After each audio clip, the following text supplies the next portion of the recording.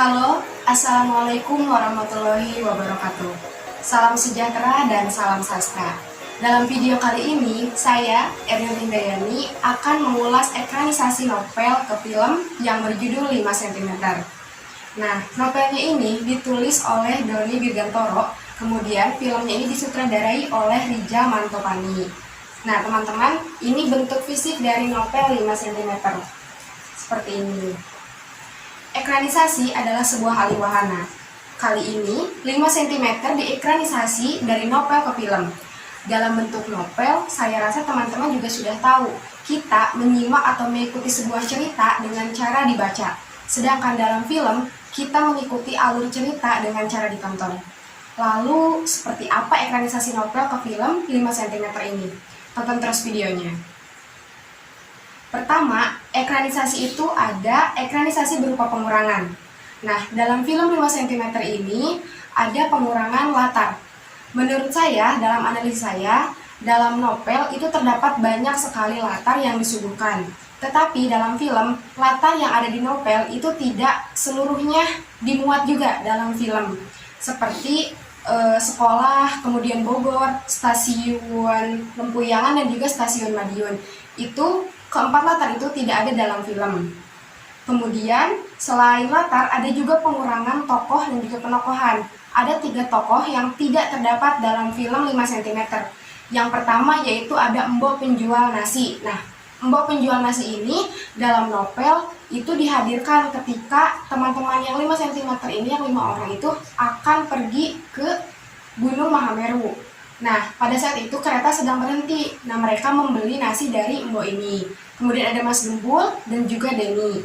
Nah, Denny ini salah satu bisa dibilang sosok yang sudah meninggal sebetulnya di puncak Mahameru, tetapi ada yang bisa melihat gitu. Ternyata menyapa mereka, yaitu Ian dan juga Jafran. Tapi part atau scene ini tidak terdapat dalam film 5 cm. Kemudian ada ekranisasi berupa penambahan. Pertama, ada penambahan latar dalam film, yaitu latar tempat penjual jagung bakar yang dibeli oleh Ariel dan juga Indi ketika mereka akan hendak pergi ke puncak. Nah, kalau latar ini itu tidak terdapat di dalam novel, tetapi ada dalam film. Selanjutnya, ada juga penambahan tokoh, yaitu ada Papa Ariel, Mama Papa Ian, kemudian mamanya Jafran. Nah, jadi ketiga tokoh itu, mohon maaf 4, Papa Ariel, Mama dan juga Papa Ian, kemudian Mama Jafran. Nah, ini dalam novel itu tidak terdapat. Kemudian, ekranisasi berupa perubahan variasi selanjutnya itu terdapat dalam bagian tokoh Mas Nono. Dalam film, Mas Nono ini namanya diganti menjadi Mas Rudi. Seperti itu. Nah, kemudian ada ekranisasi variasi. Nah, ini lebih bisa dilihat dari kelima tokoh utama dalam 5 cm ini. Pertama, ada tokoh Ariel. Dalam novel, digambarkan sebagai pemuda yang tampan, atletis, kekar, berkulit hitam. Tetapi dalam film, pemuda yang bernama Ariel ini tampan, kemudian berkulit putih, tapi tetap atletis. Kemudian ada tokoh Riani. Nah, Riani ini dalam novel digambarkan sebagai wanita yang berpenampilan sederhana, cerdas, berkacamata, dan rambutnya senantiasa diikat. Tetapi dalam film itu terdapat kebalikannya. Riani ini tidak berkacamata dan juga rambutnya selalu digerai. Namun dia tetap digambarkan sebagai sosok wanita yang cantik dan juga cerdas. Nah, selanjutnya juga ada sosok Ian. Sosok Ian ini tidak terdapat banyak perbedaan antara di novel dan juga di film. Yaitu sosoknya digambarkan sebagai pemuda yang gemuk, botak, dan biasanya senang memakai kaos kemana-mana. Seperti itu. Nah, kemudian ada sosok Genta. Sosok Genta ini bisa dibilang leadernya dalam 5 dari kelompok ini. Genta ini adalah sosok pemuda yang berbadan agak besar, berkacamata, perokok. Tetapi di film, Genta ini digambarkan sebaliknya, yaitu dia seorang pemuda yang tampan, tidak berbadan terlalu besar, dan juga tidak berkacamata dan tidak perokok. Seperti itu. Kemudian selanjutnya itu ada Jafran. Nah, Jafran ini juga sama seperti Ian, tidak terlalu banyak perubahan antara di novel dan juga di film. Hanya perbedaannya itu terdapat di rambut. di novel Zafran ini digambarkan rambutnya itu gondrong, tetapi di film Zafran ini rambutnya rapi. Seperti itu. Nah, kalau menurut saya sudut pandang saya pribadi gitu.